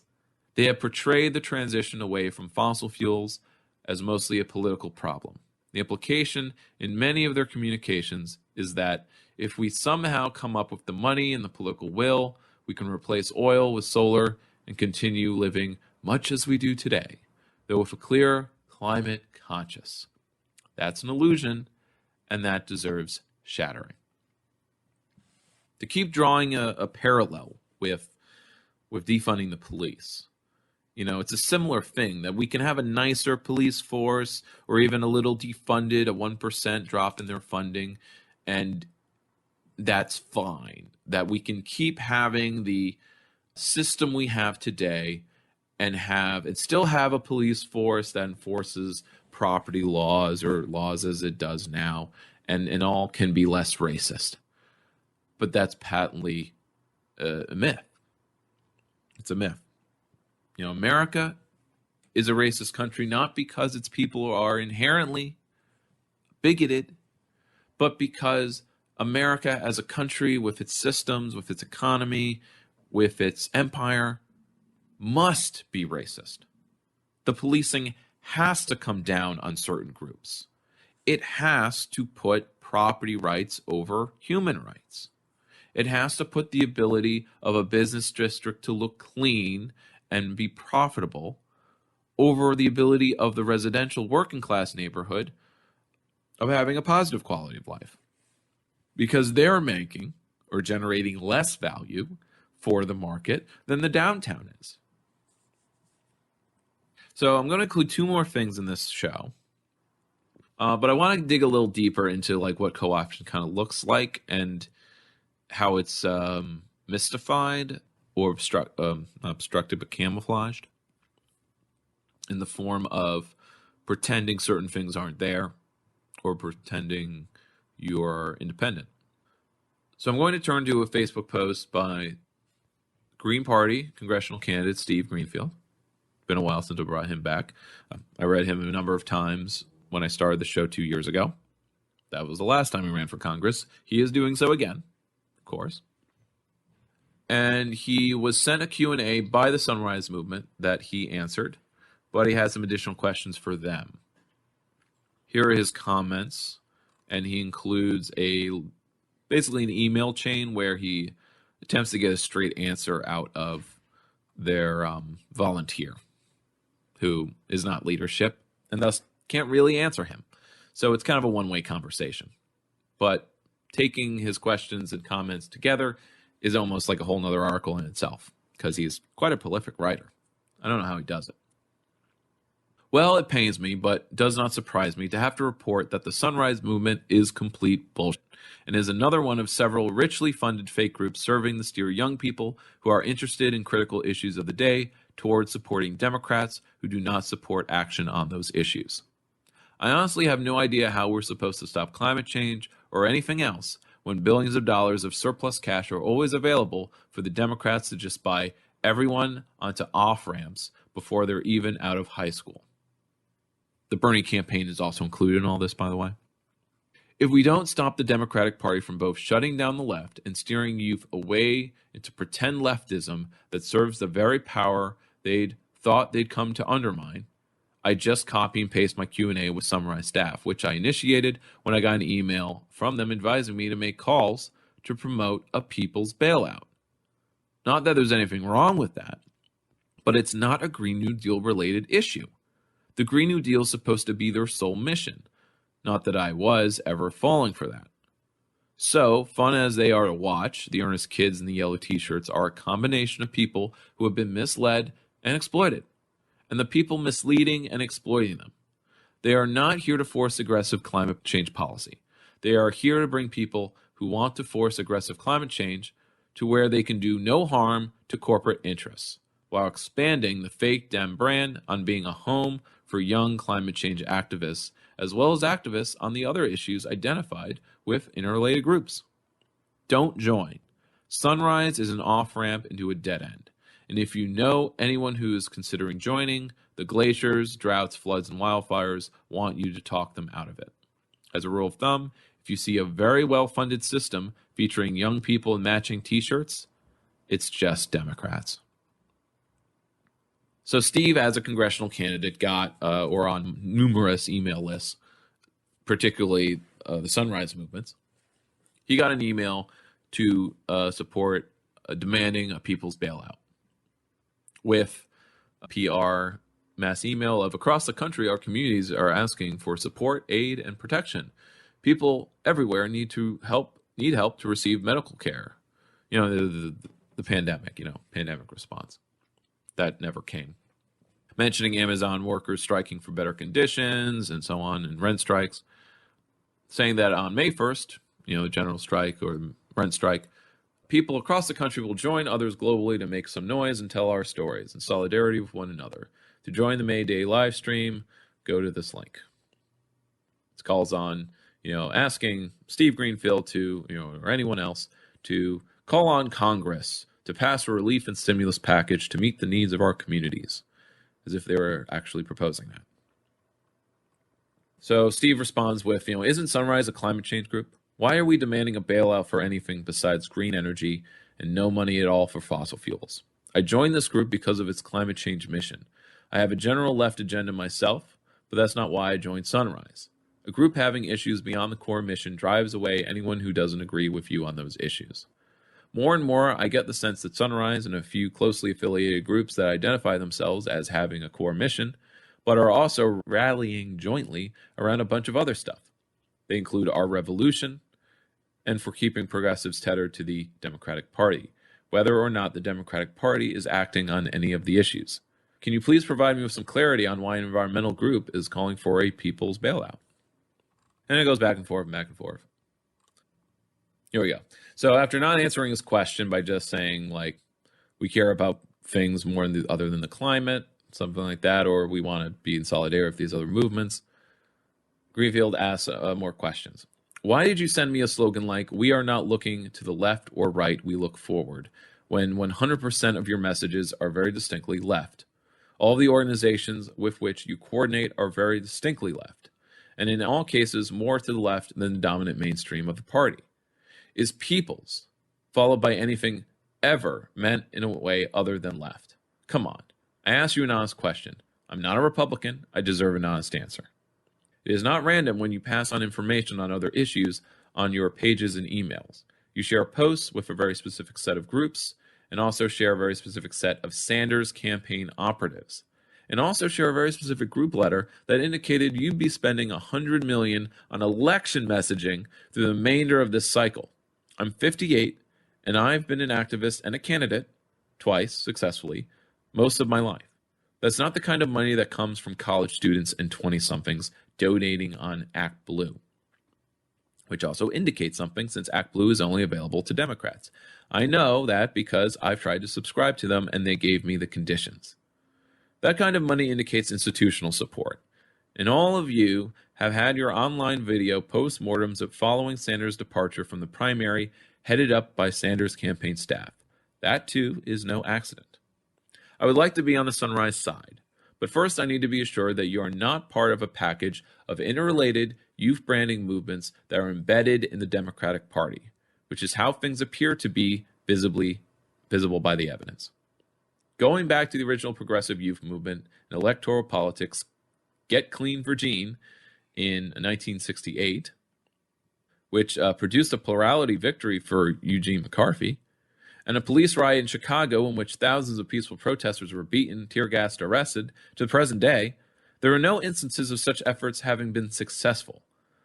While there have been many instances of them drawing earnest and capable people away from exploring other avenues through which they could generate greater influence on electoral politics and movement politics in general.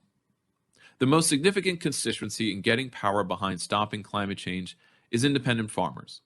They have no interest in the wider progressive agenda. I know this firsthand. I live in a rural area and have gotten their votes away from Republicans. And the educated, mostly urban and suburban liberals propelling the climate movement talk a great game, but nothing stops them from voting for pro-fracking Democrats, which is nearly all of them. And that's not open to debate. That's empirical. Also empirical is that 2018's Red to Blue congressional campaign produced 8 freshmen to Pelosi's right for everyone to her left. For all the media ballyhoo, the Democratic Party has again moved sharply to the right. I'm not asking this because I personally don't support the overall progressive agenda. I do. I am part of Never Again Action. I've been arrested multiple times at immigration, climate, anti-war actions, and have organized many large-scale rallies, voter reg drives, volunteered for campaign committees, a couple of which have had history-generating outcomes. I am one of the organizers and the press agent for the 2004 same-sex weddings in New Paltz that galvanized public opinion on that issue. I am asking only because on all the evidence about your operation points to our revolution and the Democratic Party, which, you should surely know by now, is not particularly interested in it beyond using you as bait to keep progressives from organizing and bringing votes outside of the Democratic Party. Now, a counter piece of news is that the Our Revolution chapter in LA has voted to not deal with Democrats anymore. Like, they voted to form a third party, but not join one, but to try to build another, like, new labor one. This is because there's numerous kind of burners or Berniecrats that are supportive of a third party that has like a labor name, has a labor theme to it, but not the Greens. And this, their complaint is only that it's a branding issue. I roll my eyes at this.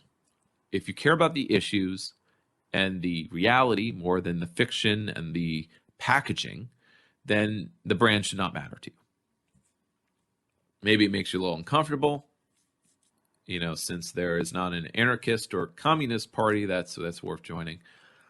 The Greens will have to do. Because, as Mark put it, democratic eco-socialism is pretty much our bag now, whether or not others like that.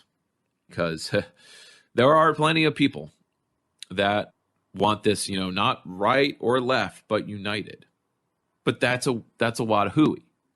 That's what Steve is kind of calling out. Like, stop pretending that you're some nonpartisan entity when you're not. Be proud of what you are. That's what I am. So, yeah. And otherwise, let me just kind of I don't have my papers in front of me. But again, this has been the Three Left Show. I'm your host, Dan Platt. All episodes archived at threelefts.news. Found the show itself is found last 10 episodes, found on all podcasting apps, pretty much most of them, any of the ones I'm aware of. Let me know if you use a podcast app and you don't see the Three Left Show or can't find it. Then I'll investigate. What else can I say? The Facebook page and Twitter, you can contact me via those instances. Check out the YouTube channel, Three Left Show, which doesn't have a lot of podcast content. I have maybe a few live streams there posted. But what I have posted in the last week was what I worked on, which were a mega clip montage of my performance at 2 mayoral forums when I ran for mayor as a Green candidate. So those 2 pretty, like 15-minute clips. So you can see me in action. And so that has been the Three Left Show. Keep waving the flags of the Three Lefts, and let's all reoccupy and start our own autonomous zones. Let's do it.